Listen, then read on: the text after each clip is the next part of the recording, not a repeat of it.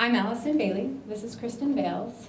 We are the co-chairs of Better Block OKC. Kristen is also the executive director of the Plaza District, and I do local retail consulting for many of the shops that appear in the Plaza District. And last year we saw a presentation by this guy, Jason Roberts. He is the co-founder of the Better Block concept. And in his presentation, he talked about all these wonderful things that they're doing in Dallas, this extreme home makeover for blocks. And Kristen and I were a little inspired, and we started looking at photos like this, and this. And we were jealous, and we wanted to do that. But the conversation that was happening in Oklahoma City at the time was a little bit bigger. It was about things like this, and this.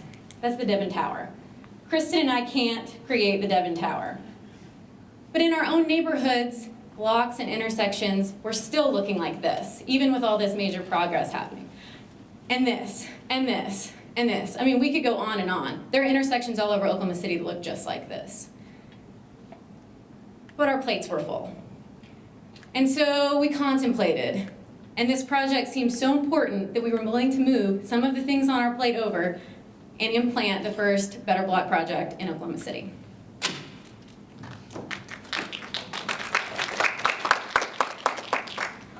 So we had the ideas and we had the vision, but where were we going to start? So we start by gathering our friends and colleagues at our favorite coffee shop, Elemental Coffee in Oklahoma City, and we sat there talking about where could we do this. As you saw in the photos before, there were tons of blocks and intersections in Oklahoma City that could use this kind of love. And as we sat there thinking, we looked around at the place we were at and thought, you know, this place could use a little love too.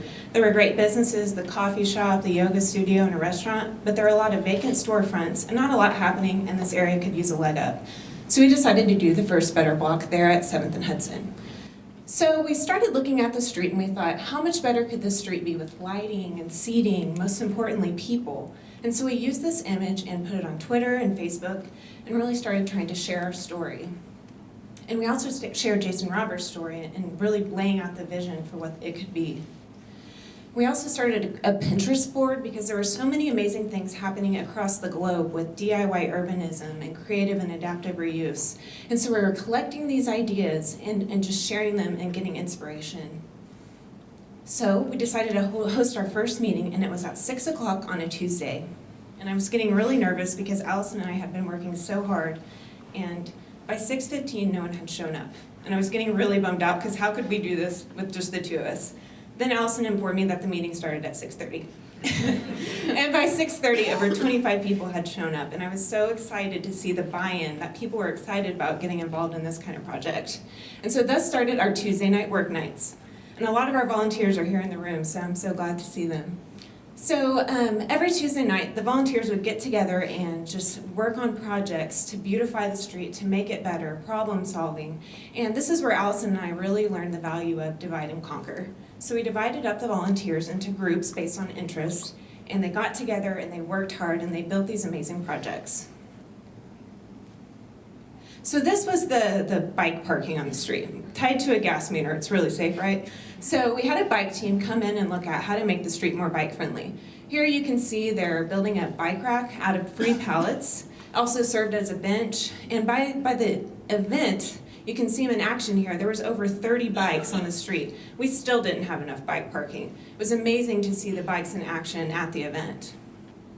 This was a state of one of the buildings, boarded up, no color, nothing happening. So we worked with a public art team to bring in local artists to paint murals on the buildings and do street art installation. And we really just had a great opportunity to work with local artists and add vibrancy and energy to the street. This was the only vegetation, underutilized vacant lot. So we had a landscape team come in and add pallet planters and just work on adding greenery to the street. We had a volunteer whose family owned a nursery, so we were extremely lucky to be able to bring in big plants and big shrubs to really show how important greenery can be to a street. And this is kind of the overall view of the street. You can see nothing's really happening. Hudson's actually a pretty busy street, and there's no crosswalk, there's no parking lines. So the pedestrian team came in and we just painted our own crosswalk, added curb bump outs to lessen the crossing distance, had parallel lines painted on the street, and we really got the opportunity to show off reverse angle parking and how beneficial that can be for cyclists, pedestrians, and cars itself. So it really transformed the street. And reuse and repurposed materials were extremely important.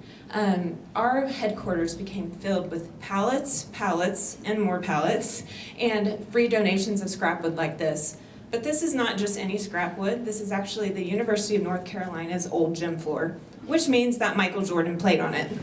So we took the deck wood and we made it into a parklet, which a parklet is basically an extension of a parallel space that pedestrians can come and linger in. And so our amazing volunteers built this parklet deck, and we named it courtside seating. And it was a huge hit at Better Block and really the central piece. And I guarantee you that no parklet in the United States can claim that MJ played on it. So we're really proud about that. We also had the vacant storefronts, and so we had volunteers come in and paint them and prep them for amazing pop-up businesses like Bloom and Market, who did fresh flowers, and which was an artist-made pop-up shop, as well as Full Circle Bookstore. And they did great during the day. It was also important to partner with organizations who were doing missions similar to what Better Block was doing. So we worked with Transition OKC to do a pop-up garden. We worked with the Modern Streetcar Project to educate the community on what was going on with the streetcar route. And corporate sponsorships were also really important. So we were able to work with Pelco to bring in, they do ornamental street furniture, and they actually brought the furniture out, set it up for us, and fixed some ornamental lighting on the street that was broken. So that was a huge win to be able to demonstrate that. So then, while the volunteers were building these amazing physical projects, Allison and I were working behind the scenes on the permits. And getting a permit in Oklahoma City is no special task. It's really kind of difficult and gruesome, so we spend a lot of time working with the city of Oklahoma City to define what is Better Block. Is it a festival? No. Is it a block party? Not really. So a lot of our time was spent getting that and powering through that with the city. There was also the little matter of getting people to actually come. So we spent a lot of time on Twitter and Facebook promoting everything that was happening, handing out posters and flyers, and just getting the word out. But would people come? It's a really good question. And that's something that every event promoter fears, that they do this event and then nobody shows up. So fast forward to the day of. We get there at the crack of dawn, and the sun's not even up yet, and we're pulling projects out, and volunteers are arriving, and then the sun comes out and we start getting sunburned, and it's hot, and we're sweaty, and the street's starting to look really good. Kristen even got to ride in the Pelco bucket truck, about 75 feet in the air. That was fun. But as the afternoon progresses, I realize it's almost time for our city leadership preview tour. And this was a thing that Kristen and I had decided to do. We were going to invite city leaders, our city council people and business leaders, to come and preview the block before the public arrived. So I'm like, completely disheveled, and I decided to take a 15-minute break. I walked down to Elemental Coffee, change clothes, curl my hair, put some makeup on, reapply sunscreen, and I'm walking out and I realize anxiety is hitting me. Because I don't know if anyone's going to come to the tour. And if they're not going to come to the tour, they might not show up for the event later either.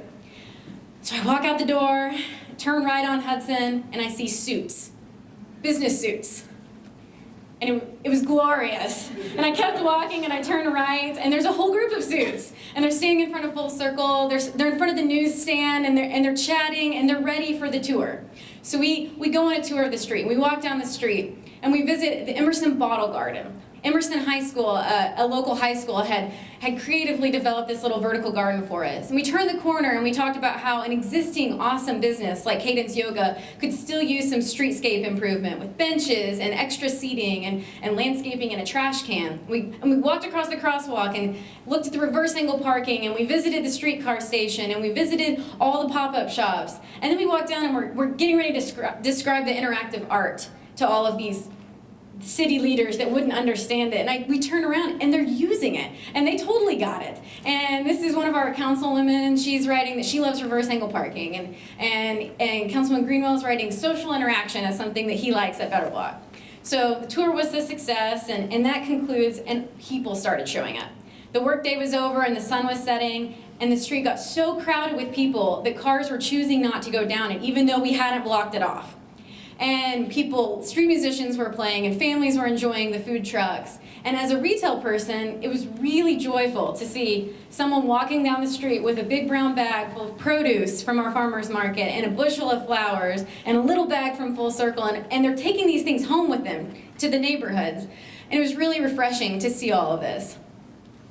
So, even with the best planned events, unexpected things happen. And one of the unexpected things was that our Oklahoma City Thunder was doing really well, and they were playing playoff games, one of which was scheduled on the night of Better Block. In Oklahoma, you know how tragic it is to go head-to-head with a major athletic event. So we decided we had two choices. We could compete, or attempt to compete, or we could embrace it. And so 2 days before the event, we gathered a sheet and a projector and a satellite dish, and we showed the game during Better Block. And several hundred people enjoyed the game with us. Made some new friends. It was a really good night. Saturday continued, the momentum was rolling, businesses in the district had so much fun that day, and we finished the afternoon off playing board games with our volunteers on the parklet and just relishing in the success of the event.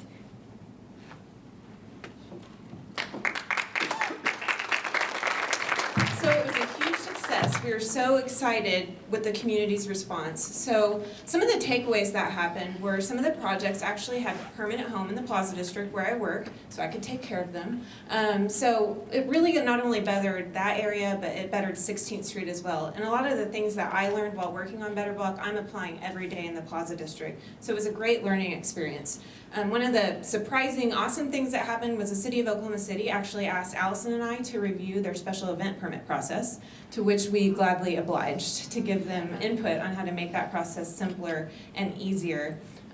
So one of the most important things I think that happened out of this was that our group of volunteers became a group of friends. And when I look at this picture, I look at this group of people and think, these are Oklahoma City's group of future leaders. We're going to see these people doing amazing things for the next few years. And we didn't know each other before, and we're working together towards a common goal of making Oklahoma City a better place in more ways than one.